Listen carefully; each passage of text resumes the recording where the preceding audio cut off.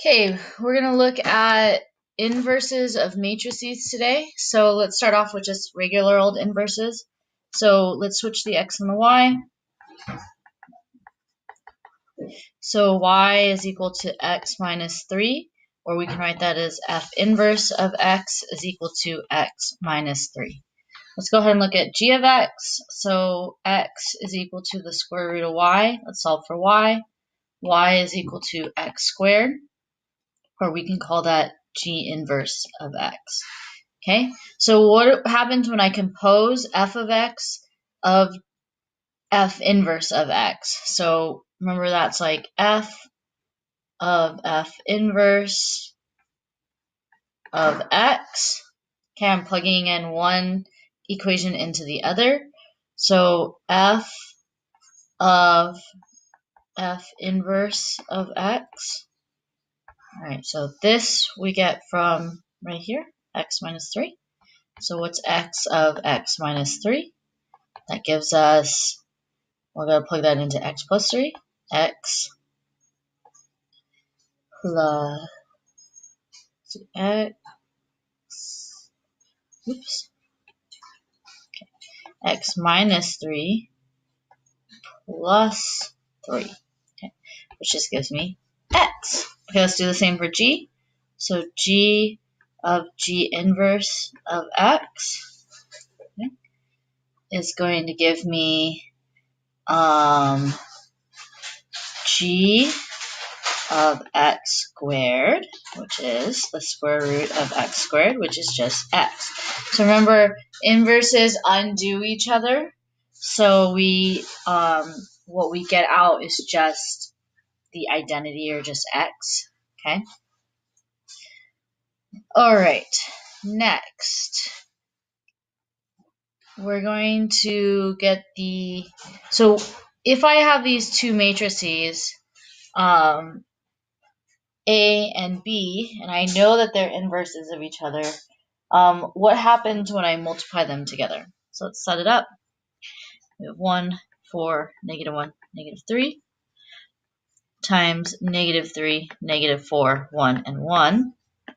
Okay, this is a 2 by 2 by a 2 by 2, so the inside dimensions match. So then we can go ahead and know that the outside dimensions are what our result matrix is going to be. Okay, so we need to do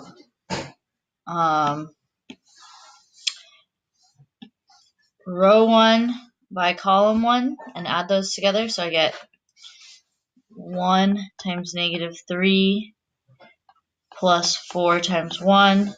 That gives me 1. Okay, now we're going to do the first row by the second column, giving me, let's see, 1 times negative 4 plus 4 times 1. Oh, that gives me 0. Okay. We're going to move on to the next row. Row 2, column 1. We get negative 1 times 1 plus negative 3 times 1 gives me, let's see, did I do that right? Yep. Nope. Okay, so we get 1 times negative 3 times negative 3 times 1, which gives me 0. Okay. And then lastly, we need to look at column 2 by column, row 2 by column 2. So negative 1 times negative 4, and then plus negative 3 times 1 gives me 1. This right here, where there are 1s in the diagonal and 0s everywhere else, is the identity matrix.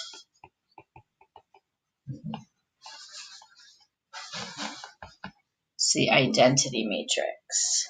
Okay, so this is like a form of 1 for a matrix. This is like multiplying by 1, kind of. Okay. So whenever we multiply two matrices together and we get the identity matrix, we know that these two matrices are inverses. Okay. All right. Next up, how do we calculate the 2 by 2 matrix? Well, we're gonna do there's a formula. Okay. So if I know that A is equal to this, I know that A inverse is equal to 1 over A times D minus B times C times the matrix D, negative B, negative C, and A. So the first and the last entry switch, and then the other diagonal, the entries become negative. They don't switch, they become negative. Okay? So let's go ahead and calculate by hand how we do this 2 by 2 matrix. Okay? So we know that this is A, B, C, and D. So A inverse would be 1 over the diagonal, multiply the diagonals, and then subtract the other diagonals. So 3 times 2 minus negative 2 times negative 1. Then we invert our matrix, so we do 2, 3. My A becomes, that should be the D value, the A value, negative C, and negative B. Okay. So negative 1 becomes positive 1, and negative 2 becomes positive 2. Okay. So let's see, 3 times 2 is 6, and that's positive 2, so minus 2. So A inverse is equal to 1/4 times 2, 1, 2, 3. Okay, and then when we multiply by a scalar, remember it multiplies into each entry. Okay, so we get 2 over 4 is 1/2. 2 over 4 is 1/2, 1/4, and 3/4. And that is that. That's our that's our inverse matrix. Okay, how can we check to make sure this is right? Okay, we're gonna switch over to our calculator right now. Okay. So let's go ahead and enter matrix. I'm gonna make A matrix A. Oops. I need to edit. Scroll over to edit. And then I'm going to enter a 2 by 2 matrix. Our original matrix was 3.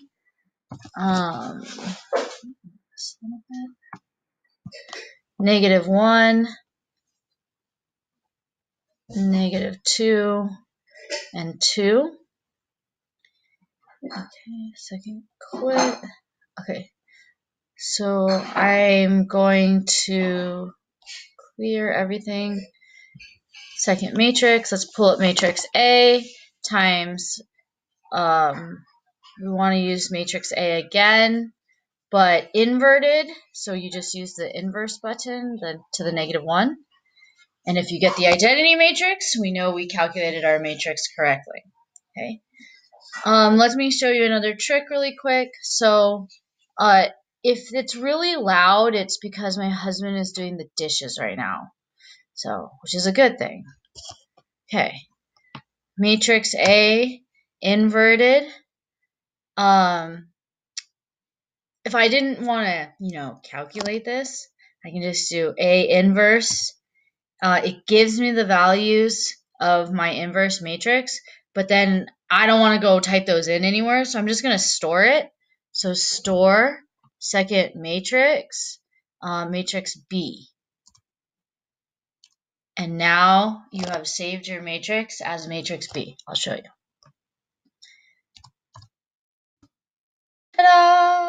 So now if you want to check your matrix, you can be like matrix A times matrix B. So the matrix and its inverse gives me the identity matrix. Okay, so the next part is we're going to calculate something larger than a 2 by 2. Oh, back over here. Larger than a 2 by 2, which is a pain. This is very tedious by hand. It's not difficult, it's tedious. This is tedious by hand. So we use a tool, a calculator. Okay, so let's go ahead and go back. We're going to enter our 3 by 3 matrix. Okay.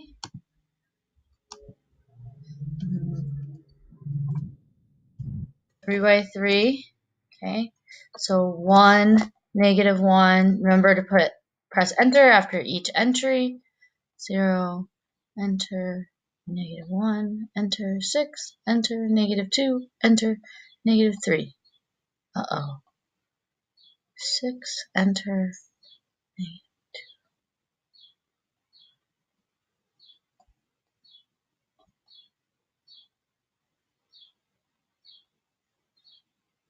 Okay, double check your entries really quick. Okay, and we're going to go ahead and calculate the inverse of this. So remember, how do we do this? We're going to pull up my new entry A. I'm going to take the inverse, so I'm going to use the to the -1 button and press enter. And so the inverse matrix, A inverse, using my calculator, would be -2, -3, 1, -3, -3, 1, -2, -4, and 1. And how do we store this? Press stow, second matrix. I'm going to use matrix B to store this. Okay, and enter. So I could check second matrix. You know what? This time let's do matrix B, so the inverse times matrix A, and we still should get the identity. So I know that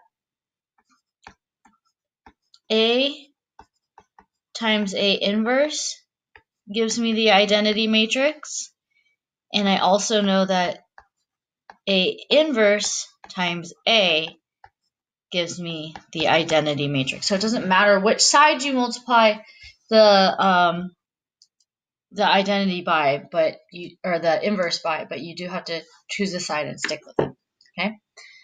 All right. So we're going to skip the next example. You guys can do that in your calculator, and we're going to look at how to solve a matrix, how to solve a system of equations using inverses. So we need to, oh, you know what? We need to go back and do this other example. Okay. So type this other example into your calculator really quick. I will do it in mine. Under matrix A.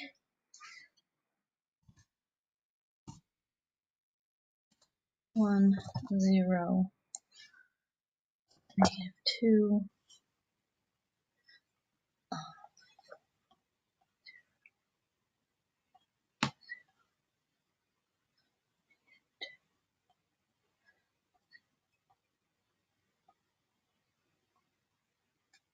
Okay, double check that really quick.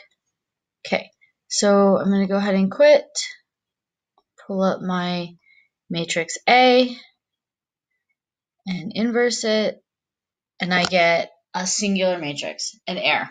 So what this means is that the inverse does not exist. There is no inverse matrix here. There is no inverse matrix. Okay, and this is because the determinant, which we will talk about tomorrow, the determinant of A equals 0. Okay, so this means that we have no inverse. Okay. Let's go ahead and pause the video here, and I'll make a new video for the next part.